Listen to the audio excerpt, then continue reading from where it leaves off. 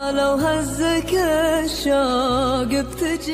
Brigadier की बेटी है और उसकी शादी हो जाए बिल्कुल बेचारे एक लो लेवल आदमी से है, वो भी मुसलमान, जन्नत में जाएगा, लेकिन ये जोड़ा आपस में चलेगा नहीं। ये इस्लाम दीन फितरत है ना, वही बात करेगा जो एक फितरत के मुवाफिक हो। जोड़ा चलेगा नहीं आपस में। तो फुकहा ने 6 चीजें बयान की हैं कि इन 6 चीजों में आपको जोड़ देखना पड़ेगा। मर्द के लिए नहीं है ये, मर्द तो अपने से कमतर में निकाह करे। उल्टा हो रहा है मामला, लड़का देख रहा है कि लड़की में ये 6 चीजें हैं या नहीं है।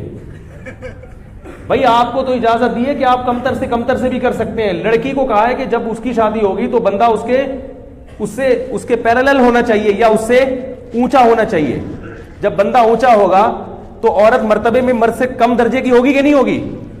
फिर निकाह कामयाब चलेगा, क्योंकि मर्द का जब ऊंचा मकाम है तो फिर होना चाहिए ना उसका ऊंचा मकाम। तो अब उसमें 6 चीजें हैं। उसमें एक खानदान है, नसब भी देखा जाता है उसमें, क्योंकि जो क्वालिटीज है ना वो खानदानों से आती हैं।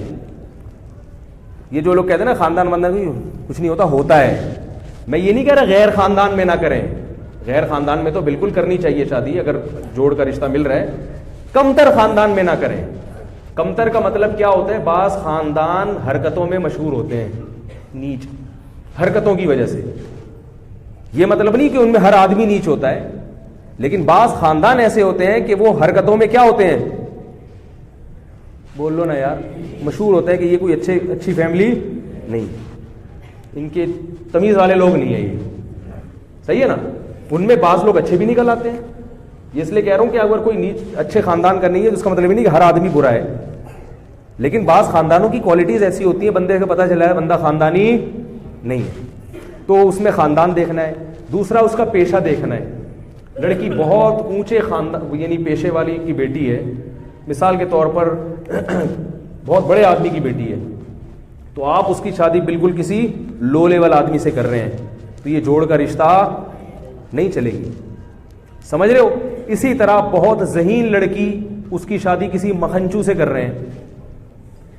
अब वो औरत कहेगी मैं अपने मियाँ से ज़्यादा समझदार हूँ और ये साल इनको को पता ही नहीं कुछ।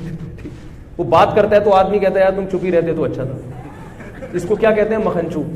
बिल्कुल ये नहीं कि थोड़ा बहुत फर्क तो चलता है, बिल्कुल ही बावला सा है, बहुत ही बावला टाइप का आदमी है, तो ज़हीन लड़की का गुजारा ऐसे बावले के साथ नहीं होता। इसी तरह दौलत में भी, दौलत का मतलब वो नहीं है जो आप समझ रहे हैं। हमारे यहाँ दौलत का मतलब बैंक बैलेंस ज्यादा हो, इसको नहीं देखती शरीयत, क्योंकि पैसा आने जाने वाली चीज है। दौलत का मतलब ये है कि वो इतना मेहर देने पर कुदरत रखता हो जितना मेहर उस खानदान में लड़की का होता है। बाकी शरीयत इसके अलावा दौलत को इसलिए नहीं देखती कि दौलत आने जाने वाली चीज है।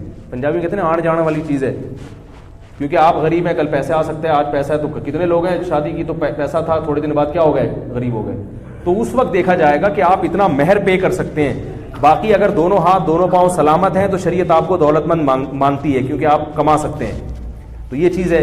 और इस्लाम देखा जाता है, इसी तरह दीनदारी देखी जाती है। दीनदारी का मतलब कि अगर लड़की दीनदार है और लड़का किसी कबीरा अलानिया गुनाह में मुब्तला है तो वो भी उस लड़की के जोड़ का नहीं है, क्योंकि ये मैचिंग की शादी लड़का तो ईसाई लड़की से भी कर सकता है, क्योंकि वो कमतर है ना, मातहत होगी उसके।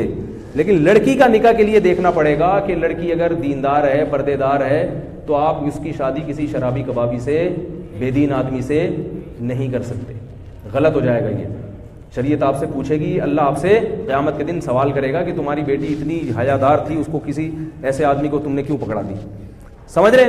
और एक और चीज है, फुक़हा ने बयान की है कि इल्म जिस औरत के पास है, आलिमा है, इल्म दीन है मजबूत, हर बनातुल मदारिस से निकलने वाली बच्चियां आलिमा नहीं होती हैं, पहले यह देखें। मजबूत इल्म दीन है तो फिर गैर आलिम उसका कुफू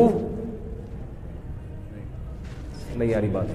अगर किसी लड़की के पास इल्म दीन है मजबूत, बनात के जो मदारिस से लड़कियां निकल रही हैं ना, उस सबके पास मजबूत इल्म नहीं होता। लेकिन अगर कोई लड़की वाकई सी इस्तेदाद है, अच्छी आलिमा है, तो उसको गैर आलिम से अगर निकाह करेंगे तो ये भी क्या होगा, कुफू। क्योंकि इल्म दीन की वजह से एक बरतरी का एहसास पैदा होता है। इंसान को पता है मुझे शरीयत मालूम है, बीवी को पता होगा कि मैं शरीयत जानती हूँ और शौहर क्या है, फारिग है। बेशक दूसरे शोबों में माहिर है मगर इस फील्ड में फारिग है। इन खवातीन की गैर कुफू में शादी हो चुकी है, वो अब बर्दाश्त करें कि वो मेरे बयान सुन के कहते हैं अच्छा हमें तो पता ही नहीं था, भाई अब जो है उसको शर्त का ताज बनाएं, आप बर्दाश्त करें। समझ में आ रही है? ये तो जिनकी नहीं हुई उनकी बात कर रहा हूं मैं, जिनकी नहीं, और वो अपने शौहर को अपने से अच्छा ही समझें, चाहे जो मर्जी हो। बोले भाई शौहर का मकाम है, आप जो है अल्लाह ने मुकद्दर में लिख दिया, आप मेरे सर के ताज हैं, बस जो भी आप मखनचू हैं, लेकिन हाँ तो किसके आप मेरे सर के ताज ही हैं, अब अल्लाह ने बना दिया। क्योंकि तलाक के बाद तो और मसाइल खड़े हो जाते हैं। और जिनकी नहीं हुई तो माँ बाप इसका ख्याल करें, गैर कुफू में उसका निकाह नहीं करें। अगर कोई कंवारा नहीं मिल रहा तो कोई बात नहीं, जिसकी शादी हो चुकी है उसको दूसरी पे दे दें। ये इस्लाम ने हुक्म दिया है। दूसरी की इजाज़त भी मर्द को इसलिए दी है ताकि ख़वातीन के लिए रिश्ते की सिलेक्शन में आसानी हो जाए। अब यहाँ से हमारे आपके इख्तलाफात शुरू हो जाएंगे, इसलिए मैं इसको यहीं बंद करता हूँ। अल्लाह ताला हम सबको समझने की, अमल करने की